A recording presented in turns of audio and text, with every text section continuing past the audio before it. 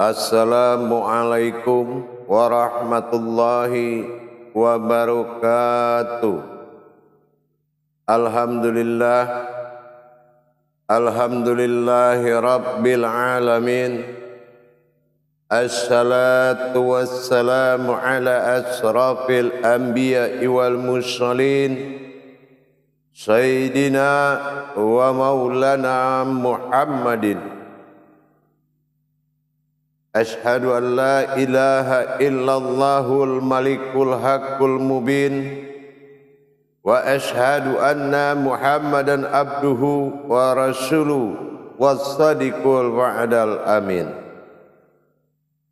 Allahumma salli wa sallim wa barik wa karim ahzanul nabil karim ihdinil lazi min jalalika wa innal lazi fin jamalika wa innahu fin kitabika wa tahirin wal mujahidina amma ba'du wa ibadullah. Bersyukur kita kepada Allah dengan mengucapkan alhamdulillahi rabbil alamin atas segala limpahan karunia, rahmah dan hidayahnya, serta dengan izinnya juga kita dapat menjalankan amanahnya, belajar hakikat ilmu, amal dan ibadah, dunia akhirat, zahir dan batin. Bersalam kita tidak akan pernah kita lupakan. Marilah sama-sama kita sampaikan kepada junjungan kita Nabi Allah, Nabiul Akhirul Zaman, Rasulullah Muhammad sallallahu alaihi wasallam. Atasnya kalimahnya kita kalamkan dengan membacakan Allahumma salli ala Sayyidina Muhammad wa ala alihi Sayyidina Muhammad.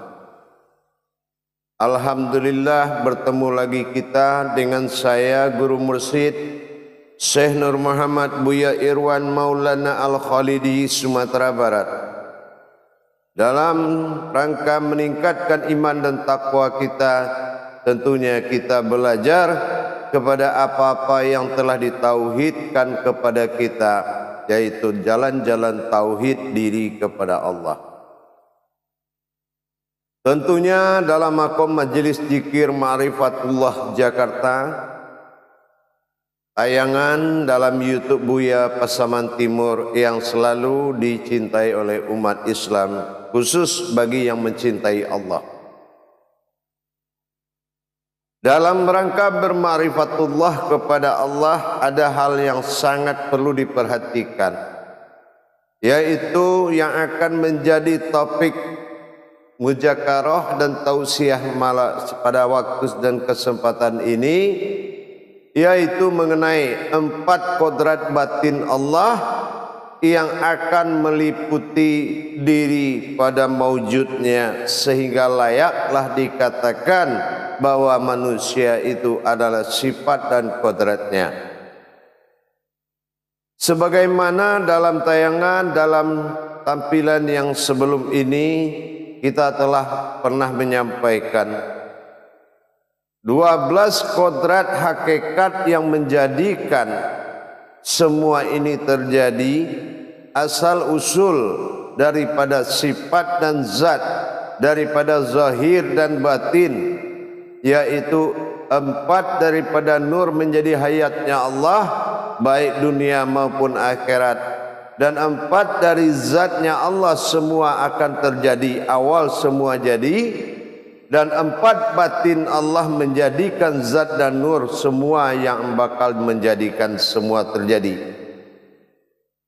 Dalam waktu dan kesempatan ini, saya akan berbagi wawasan dan ilmu pengetahuan tentang hakikat daripada 4 batin Allah pada diri kita. Apa hakikatnya? Yaitu sifat napas, tanapas, nupus dan ampas.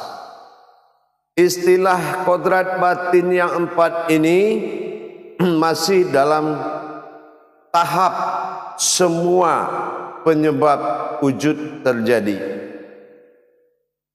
Apa hakikat dari 4 wujud tersebut? Nah, di sini kita harus mengingat kembali apa yang telah dikatakan oleh Allah dalam qudsinya, bahwasanya fa iza mazzaka syainu mazzani. Nah, disinilah apabila ada yang menyentuhmu akan sesuatu, maka yang tersentuh itu aku.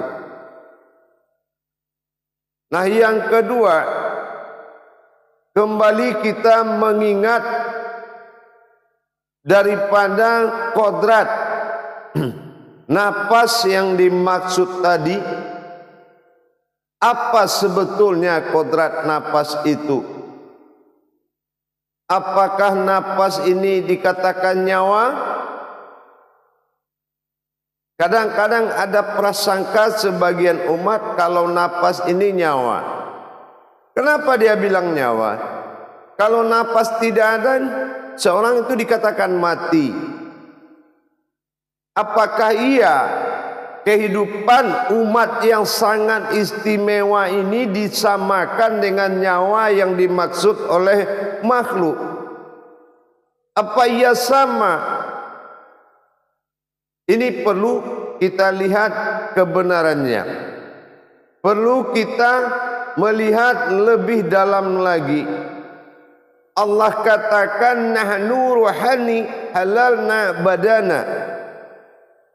Artinya aku adalah 2 jiwa yang bersatu di satu badan.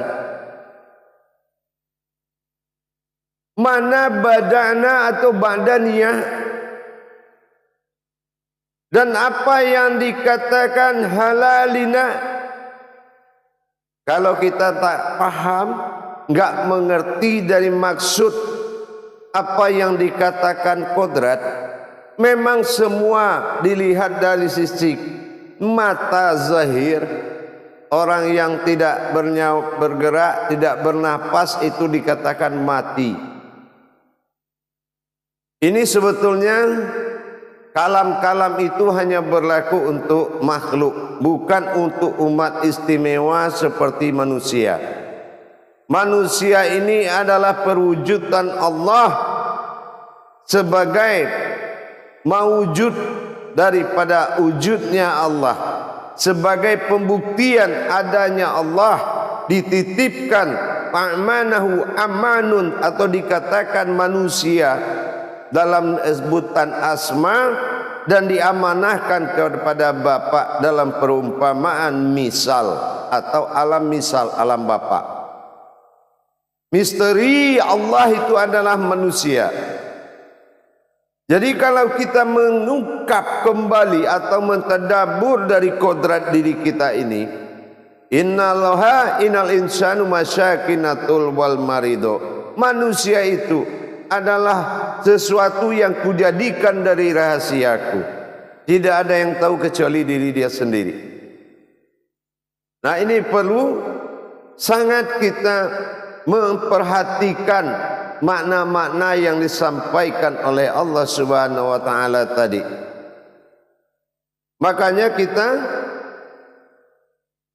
harus mendalami dan mengetahui hakikat diri kita. Kalaulah diri kita tidak hakikat, begitu ditinggalkan oleh napas, apa yang kembali itu tidak hakikat. Atau ada yang melihat di saat orang sakaratul maut ada cahaya terbang, atau mirip suatu burung atau apa. Sampai sekarang belum ada kejadian. Itu yang dikatakan hakikat. Dia kembali kepada alam tiada dan tidak berbentuk siapapun. Misteri sekali kodrat manusia ini. Ternyata Allah juga sangat berhubungan kenyataan di dalam perwujudan kemanusiaan. Makanya kita harus mengkaji diri biar kita tahu kita bergerak hidup dan bercerita ini kena sifat apa, kena apa kodratnya. Kita bisa melihat, mendengar dan memandang dan berkata dari kodrat apa? Kita bisa terlihat dari kodrat apa? Kenapa kalau kita tiada tidak terlihat? Apakah pantas penggelaran nama mati itu ditempatkan kepada manusia? Marilah kita naikkan dan kita tinggikan kemuliaan Allah. Makanya akan kita kaji dulu dalam pemahaman nafas, tanapas, ampas dan upus. 4 nur, saya ulang kembali mengingatkan, 4 nur mengawali zahir itu ada karena ruh berasal dari nur. Nur, nurullah, nur Muhammad, nur hak Allah yang meliput maujud kepada kulit, daging, urat dan tulang. Sifat zahir, nafsiyah bagi kehidupan kita, insaniyah, ma'daniyah dalam penglihatan. Ada 4 zat yang menjadikan 4 nur tadi di wadi mani manikam, sumber alam yang hayat dalam diri. Kalau sumber ayat itu sumber hidupnya alam, ada 4 kodrat dalam diri, itu dinamakan sumber zat. Sumber yang menjadikan. Yang ketiga adalah 4 batin Allah yang menjadikan semua sumber, yaitu batin napas, tanapas, ampas, nupus. Ini adalah nama batin. Jadi kalau dikaji dengan naf, as, naf dan as ini di hijahiyah kita, naf itu diri, as itu adalah sesungguhnya, aku. Nah, sesungguhnya aku adalah diri. Nah, inilah nafas. Nafas ini adalah keakuan Allah pada diri. Nah, makanya dikatakan naf dan as tadi. Maka nafas. Nah, bagaimana dengan tanapas? Nah, tanapas ini adalah tajali sirnya Allah pada diri. Nah, kalau itu kita harus melihat kepada sifat daripada kodrat itu sendiri nanti. Kita akan mempelajari sifat-sifat itu kembali dalam bentuk mengkupas makna hakikat yang terkandung di dalam 4 batin Allah tadi. Apa yang dikatakan nafas? Ini yang pertama. Nafas ini adalah tajalli hayat, tajalli hidup, ya, berupa wujud ruh atau hayat. Bukan ruh yang dikatakan makhluk, tapi ruh hayat. Dan ini wujud bentuknya adalah hitam. Bagiannya adalah af'alullah, dia yang selalu menggerakkan.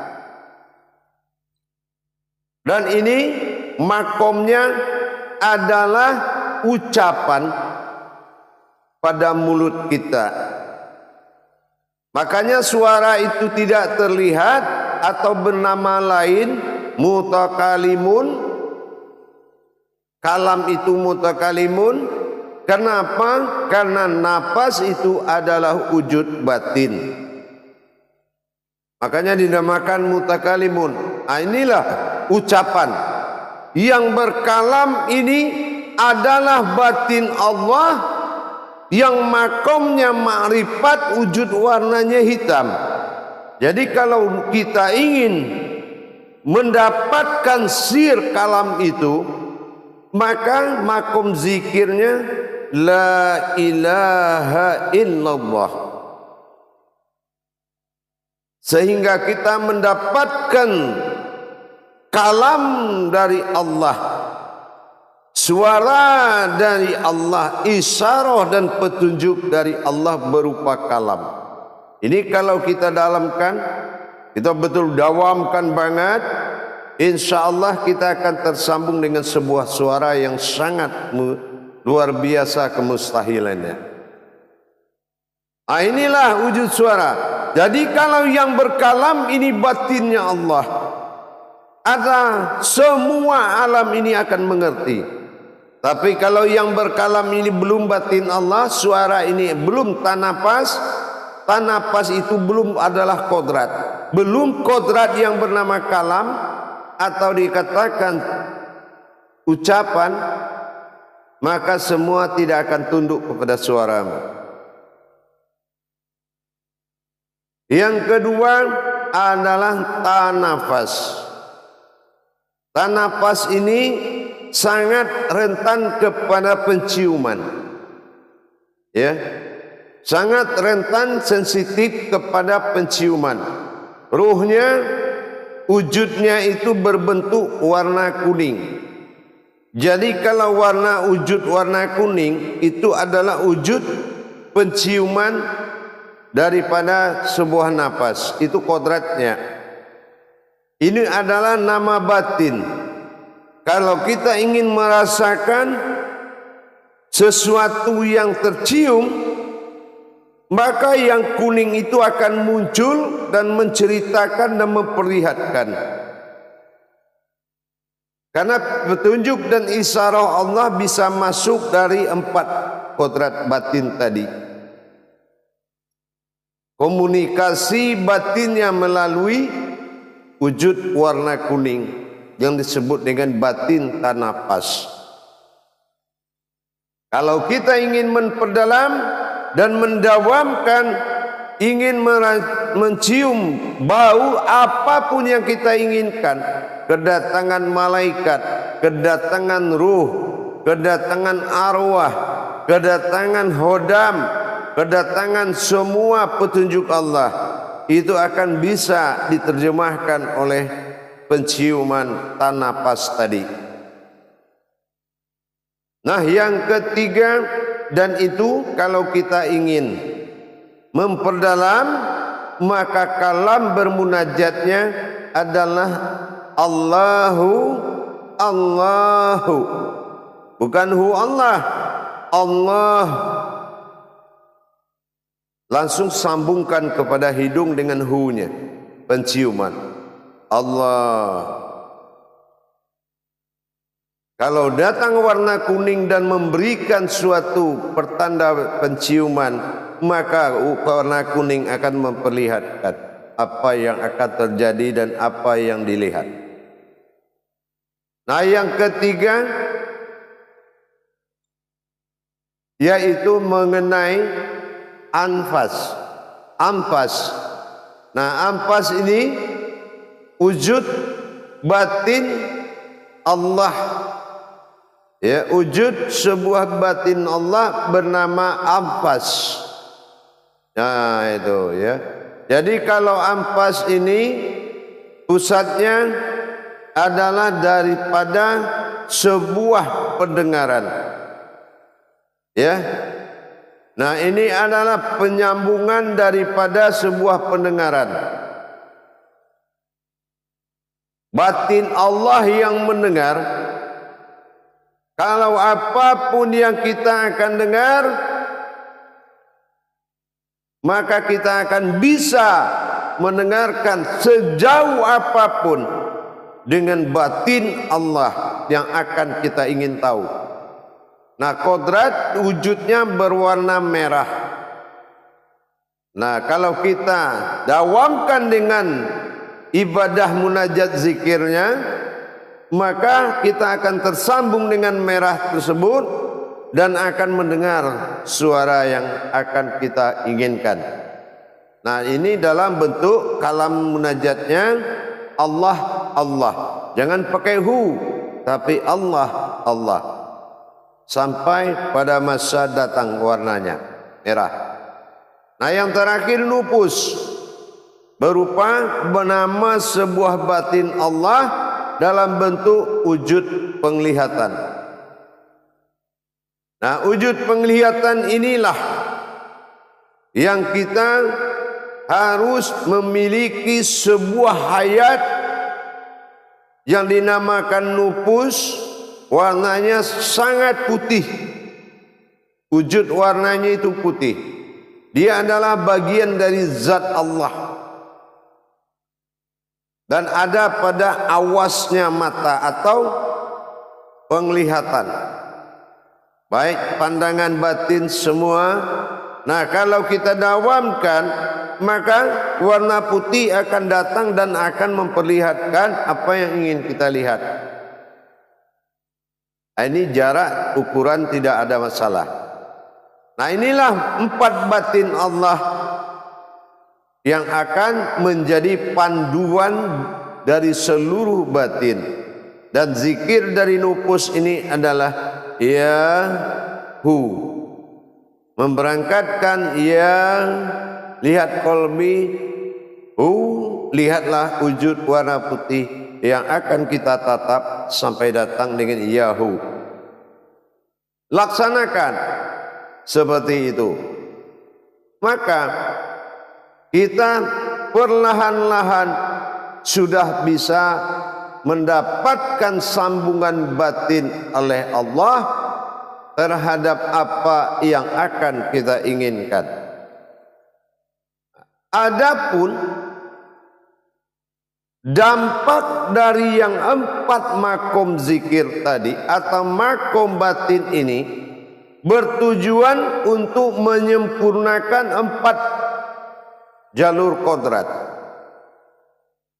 Zikir napas yang telah kita sampaikan tadi, dengan kita sering mendawamkan la ilaha illallah dalam wujud hitam tadi, maka dia akan menyempurnakan kepada kodrat kulit dan daging. Kodrat batin ini akan masuk ke dalam kodrat kulit dan kodrat daging, maka derajat kulit dan daging akan mewujud menjadi derajat batin napas atau batin kodrat, dinamakan batin napas. Nah, inilah yang akan menjadi naf, menjadi diri yang hakikat. Itu diri lahu, semua itu diri lahu, yang 4 itu diri lahu. Diriku kata Allah. Nah, ini yang akan menjadi diri lahu tadi. Dengan mendawamkan zikir nafas tadi la ilaha illallah, dengan kita mengharapkan sesuatu yang datang warna hitam dengan af'al, dengan gerakannya, dan naiklah suara akan tersambung kepada zikir, hubungan suara tadi dengan terjadinya perubahan derajat kulit dan daging menjadi batin nafas. Ini yang dikatakan tubuh batin. Nah, yang kedua, tanapas tadi berdampak kepada penyempurnaan tulang dan urat. Allahu, Allahu, Allahu, Allahu. Ini akan berdampak kepada penyempurnaan batin pada kodrat hidung, pada kodrat tulang dan urat. Tulang dan urat ini akan menyempurnakan batin tanapas ini menjadikan tulang dan urat menjadi kodrat batin. Nah, kalau dia masih menjadi tulang dan urat, ya bukan batin Allah dong namanya. Nah, makanya dia berubah menjadi batin karena dirubah oleh kodrat batinnya Allah. Itu tanapas. Dan mengenai ampas juga begitu. Am itu penglihatan, pak itu batin, diri batin. Ini am ya. Tapi apa dari sifatullah pada punggung tadi? Dia menyempurnakan rupanya merah ini menuju kesempurnaan tulang punggung. Apa itu tulang punggung ini? Tulang punggung ini adalah tiang arasnya kodrat rumah batinnya Allah. Kodrat diri batin ini. Ini itu tiang arasnya. Kalau masjid itu tiang utamanya. Jadi kalau rumahnya Allah ini, tiang utamanya arasil, arasatil itu tulang punggung. Nah, ini yang dinamakan pada sifat zikir Allah tadi. Nah, itu akan menyempurnakan, yaitu sifat daripada tulang dan urat. Nah, makanya kalau diampas, dia akan berdampak penyempurnaan darah dan sumsum. Nah, inilah sir darah dan sumsum tadi. Nah, jadi dengan zikir anfas Allah, maka dia akan menyempurnakan, yaitu beberapa yang paling penting, yaitu darah dan sumsum, yang akan berubah menjadi yang batin. Jangan yang zahirnya ada, yang batinnya tidak ada, berarti tubuh hakikatnya belum ada. Nah, inilah yang dikatakan Allahu sebatang tubuhku, kata Allah. Nah, yang terakhir tadi, dampak dari zikir yang keempat, nufus, adalah penyempurnaan dari kekuatan akal, pikiran, dan penglihatan. Nah, ini penyempurnaan khusus kepada lebih terutama penglihatan. Nah, dari dengan penglihatan inilah, dengan kita mendawamkan zikir datangnya wujud putih, maka dia akan menyempurnakan kekuatan pikiran, kekuatan penglihatan, ketajaman ma'rifat, ketajaman basar, basirun, ainul basirah. Dengan begitulah para jemaah sekalian, kesempurnaan empat dari makom batin Allah pada diri kita ini menyempurnakan. Makanya setelah ini disempurnakan, barulah timbul kodrat Allah yang dikatakan sebuah diri. Apa yang dikatakan diriku? Nafsahu, la ilaha illallah akan kulitku, illaha akan dagingku, illallah akan uratku, Allahu Allah akan tulangku, Allahu sebatang tubuhku. Nyatalah aku na'an'am ta'alaihim, sebuah diri kekuasaan Tuhan. Inilah yang dikatakan intisari daripada empat zikir batin, ampas, tanapas, dan nufus. Napas, tanapas, ampas, nufus, batin Allah menyempurnakan kodrat zahir menjadi kodrat batin. Inilah innama amruhu arada sayyanan yakulalahu nillahu, kun pada sifat, fayakun pada zat, ana dan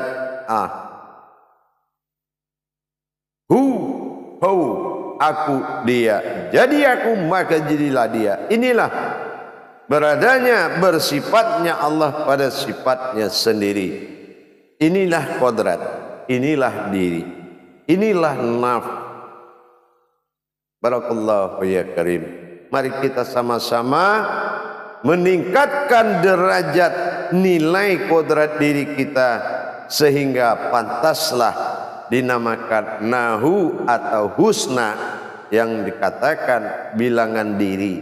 Allah bukan sebuah diri, tapi Allah menjadikan kodrat yang dihalalkan bernama diri. InsyaAllah mudah-mudahan bermanfaat buat kita semua. Barakahlah, dan saya ijazahkan, silakan diamalkan. Barakallahu ya karim. Alhamdulillah wal halalu fil ibadihi. Barakallah wal mustajab fil ilmi wal mabrur akan doa. InsyaAllah. Innama amruhu, insyaallah akan dipimpin diri Sultanil Azim. Insyaallah Allah akan merajai dan menguasai kita. Rabbinas insyaallah. Akhirul kalam, wabillahi taufiq wal hidayah. Wassalamualaikum warahmatullahi wabarakatuh.